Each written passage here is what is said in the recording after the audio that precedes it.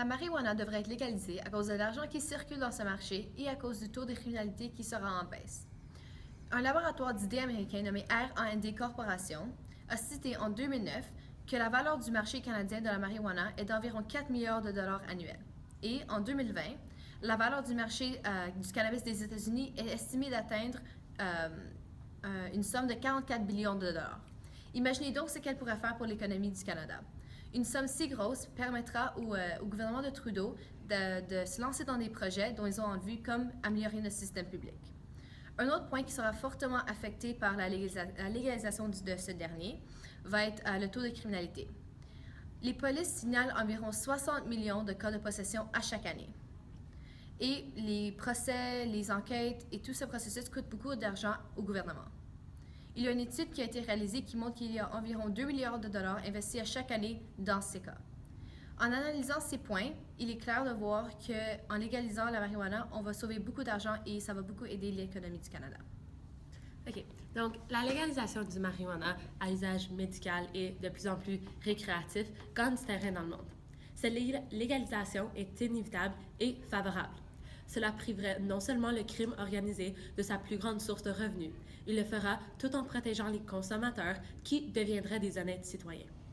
Selon le maintien de l'ordre axé sur la résolution de problèmes, la légalisation sera une des meilleures solutions pour diminuer le taux de crime organisé. Cela va enlever les profits aux criminels pour qu'ils soient ensuite bien réglementés par le gouvernement. C'est clair que décriminaliser une substance apporte beaucoup de bienfaits à une société. Les exemples parfaits, l'alcool et le tabac. De plus, les produits qui circulent ont des taux de THC très élevés et sont coupés avec des substances toxiques. En reprenant le contrôle de la production, l'État pourrait renforcer la composante en plantes cannabis au détriment des produits plus nocifs.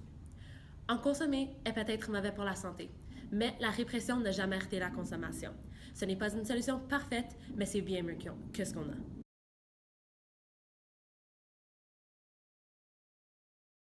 Tout d'abord, pourquoi refaire les mêmes erreurs que dans le passé? Avec le tabac, nous avons entendu longtemps avant de reconnaître les méfaits. Nous avons entendu qu'il y a une épidémie de cancer du poumon, d'asthme et d'autres maladies avant de lutter et de faire les démarches pour ne plus l'encourager. Et bien, c'est ce qui va se passer si on légalise le cannabis. Nous allons entendre qu'il y a une épidémie de schizophrénie et d'autres maladies mentales avant de réaliser que c'était une erreur. Car on sait bien que ce n'est pas une substance inoffensive. Oui, il y a le fameux argument que ça va aider, ça va soulager les gens. Mais un exemple comme ça, on ne va pas commencer à vendre la morphine à tout le monde parce que ça va les soulager, parce que ça va les aider. On se comprend bien? Parce qu'on sait que cet usage peut devenir dangereux. Et bien, c'est la même chose avec le cannabis. Beaucoup de gens pensent qu'il faut légaliser la marijuana pour enlever la tentation que les jeunes ont d'en prendre parce que c'est illégal. Mais juste pour vous faire réfléchir, dites-moi, allons-nous bannir les limites de vitesse parce que des jeunes roulent jusqu'à 150 km/h dans une zone scolaire juste pour enlever la tentation de le faire parce que c'est illégal? Eh bien non, ce n'est pas la bonne solution. Justement, ça va causer plus de problèmes parce que ça va être permis. Il faudrait être naïf pour s'imaginer que les groupes criminels reliés à ce genre de vente vont se laisser faire enlever si facilement les gains du trafic qu'engendre le cannabis. Prenons l'exemple de l'alcool. Est-ce que le crime organisé relié à l'alcool est parti lorsque l'alcool a été légalisé? Non.